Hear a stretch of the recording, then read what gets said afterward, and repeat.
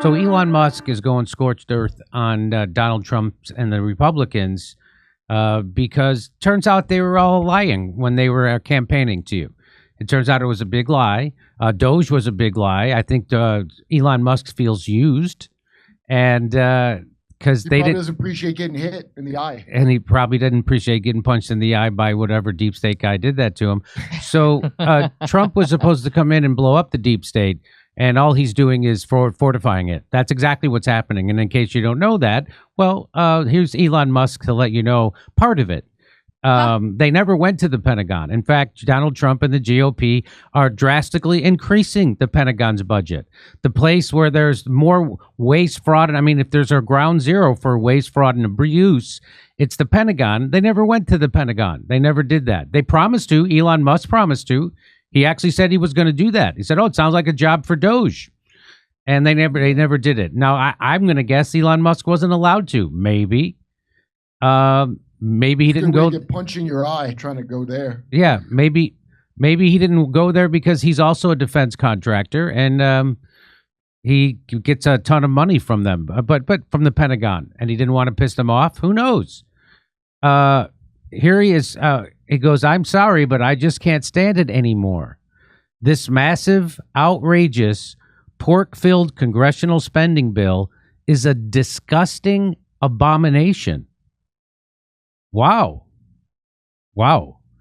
Shame on those who voted for it. Shame.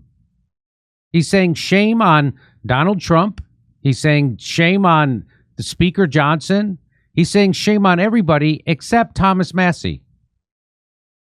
Well, he's the guy who's right. That's right. You know you did wrong. You know it. That was June 3rd at 10:31 a.m. And when Elon Musk goes scorched earth, he's one of the few guys that can actually scorch the earth. I mean, I'm just saying, watch when he's going to land a starship on your bedroom while you're sleeping. Oh. I like that everybody thought, every dumbass Democrat I know thought that Elon was secretly in charge. Yeah. They didn't They didn't make any of those cuts. The DOGE said, but Bill Clinton and Al Gore, they bragged that they cut 240,000 jobs from the federal government when they were president. That was their big. Do you remember that? And the era of big government is over, and they bragged that they cut 240,000 jobs from the federal government. And so Elon Musk comes in, identifies all this waste, fraud, and abuse, and the Republicans in Congress won't even take a vote on cutting it. They're not cutting it. So they're just it's not waste at all, but they're stealing it on purpose, and there's not a mistake. That's right. It's not waste. They're incompetent. They have very definite ideas of what they do with it. You just don't get to know. Right. It's corruption on purpose. And so then Donald Trump just takes that money that was being dispersed through USAID and he gives it to Marco Rubio in the State Department to give out. So that's what's happening. Or they give it to the Pentagon. So here's another tweet by Elon Musk. He said he retweets him saying, "I'm sorry, I just can't stand anymore. This is a disgusting abomination." And he says it will massively increase the already gigantic budget deficit to $2.5 trillion and burden American citizens with crushing unsustainable debt. So how this affects regular people is that it will eventually create hyperinflation and crazy interest rates, and nobody will be able to afford a house. Your kids won't be able. Finally, they figured out a way. So, Wall Street Mav tweets out, "Our annual U.S. budget deficit is going to be over $2 trillion per year going forward. We pay over $100 billion per month just in interest on the national debt. That's $1.2 trillion a year just in interest. That is about 25% of all government revenue going to pay interest."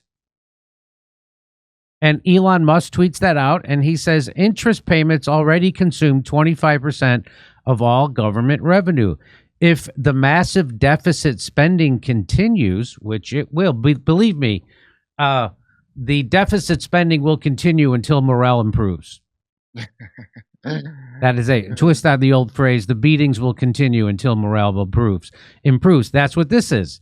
If the massive deficit spending continues, there will only be money for interest payments and nothing else. No Social Security, no medical, no defense, no nothing. So only we printed the money and could somehow not have to go through it that way. If only. But nobody knows why we do that. Nobody can answer why we borrow money when we print it as ourselves. No one can answer that. The head of Joe Biden's economic council couldn't answer it. Couldn't even really understand how our money system works. And he was the head of. He understood the question, and he couldn't even understand the question. So Elon Musk retweets this guy out. So he's talking about Geiger Capital. Talks about, just to try to give you a perspective of how much money a billion and a trillion is. So he says 1 million seconds ago was May 23rd. Not that long ago, right? 1 million seconds. Well, how long was 1 billion seconds ago? 1 billion seconds ago was 1993. Wow. It's kind of like that joke I say when what's the difference between $1 million and $1 billion? About $1 billion. And so what's the difference between a billion and a trillion?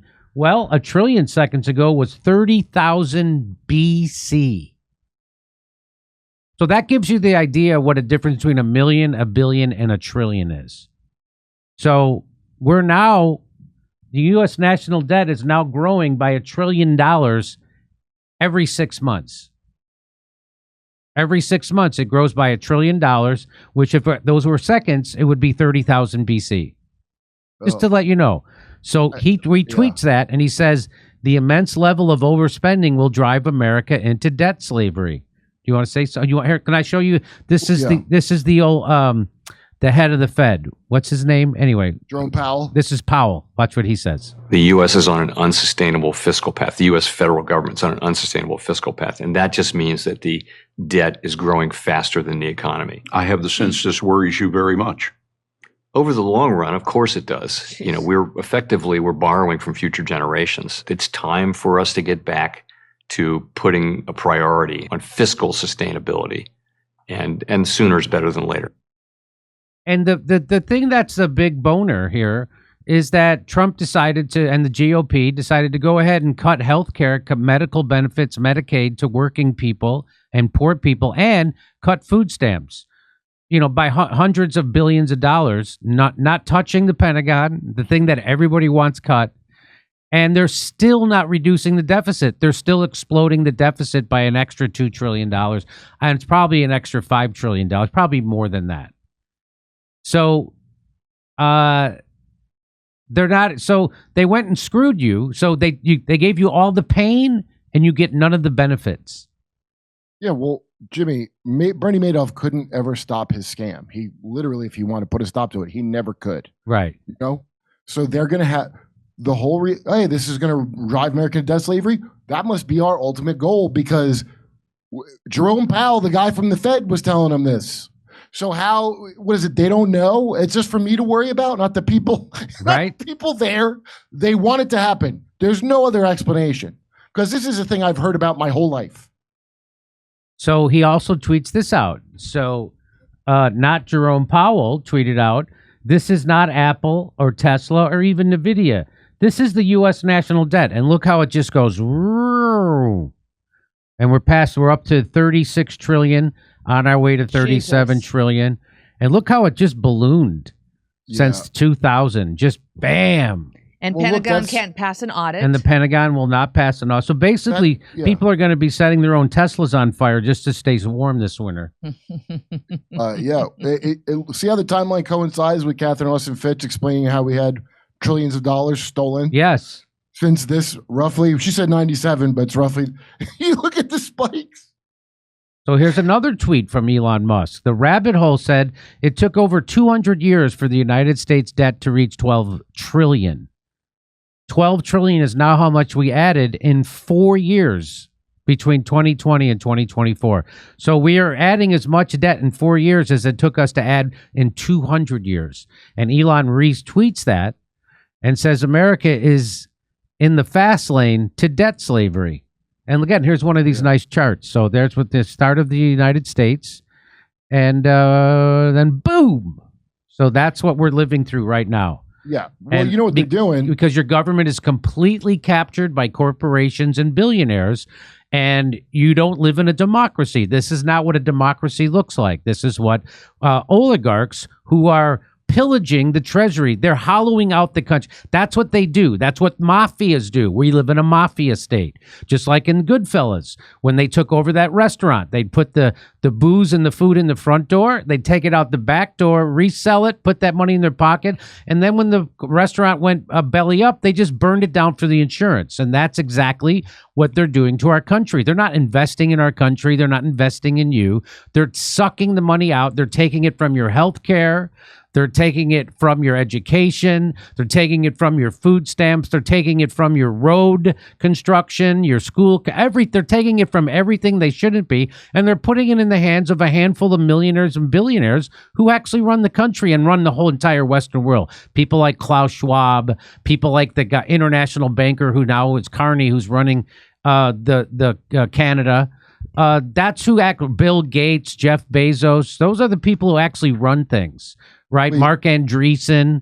Those are the people who run things. Not don't forget what, because they're building all those bunkers, all those people, and they're building. Peter Thiel. What Kurt's talking about is they're building underground bunkers. They're spending trillions of dollars building underground bunkers. And what? Go ahead, say it. No, well, all those billionaires, like all the tech people, have built on. What's his name? The one from Facebook, the robot boy. Yeah, Mark Zuckerberg.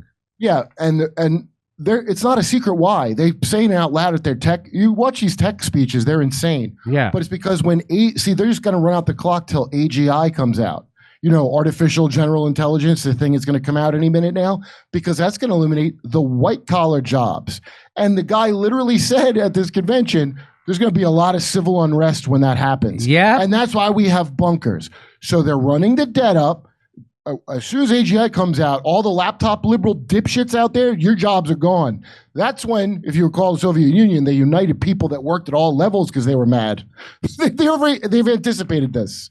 So you're going to be in the fire, and they're going to have bunkers until it clears up. And then they don't need you anymore when you're dead because they got AGI. And so here's Elon Musk's final tweet that I got right before I came on air. Kill Bill.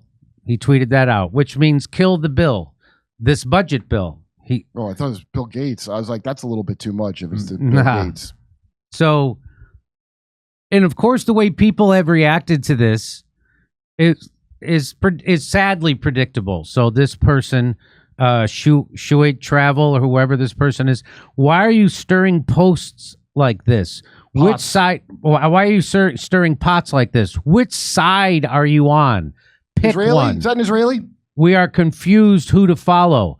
So you see that's this. Oh, it's all about team sports. Which side are you on? How about Elon Musk should be on the side of the American people, just like Thomas Massey is on the side of the American people.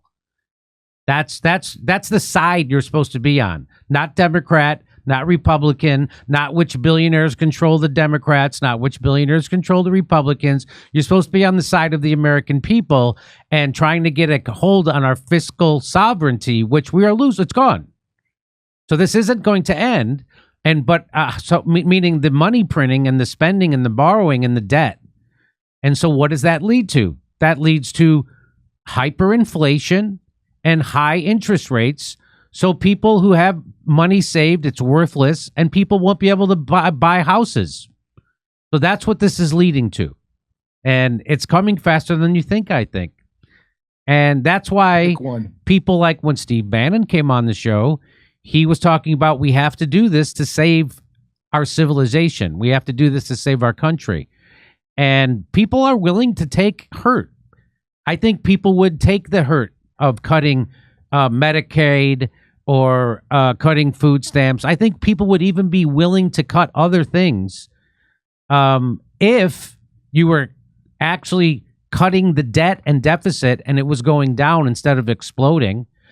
And if you were sharing the pain of that, if it wasn't just for people who relied on Medicaid and food stamps and Medicare and Social Security, if it wasn't just for those people who had to take the brunt of it, but it also got spread out to the billionaire class. Well, Trump's doing the exact opposite. He's making the tax cuts for those billionaires permanent. So the exact opposite of what everyone who voted for Trump thought they were voting for is happening. And you get people like this, who this is what's wrong with the country. That whoever this person is, the Shua Travel. Get back in your pen. Yeah. Pick a side. See, as soon as someone's doing that, that's some manipulator class. Yeah. That's immediately suspect. Because I just looked up this person's Twitter right now, and they're talking about how we're spending too much and the deficit and blah, blah, blah. Yeah. So that's like not a good actor, whoever the hell that is. Right. So pick a team. Our friend Blakely asked Grok to explain why this one big, beautiful bill is going to explode the debt and how it's going to hurt working people. Well, you know what? I'm going to save that for another segment. So there is Elon Musk crushing it.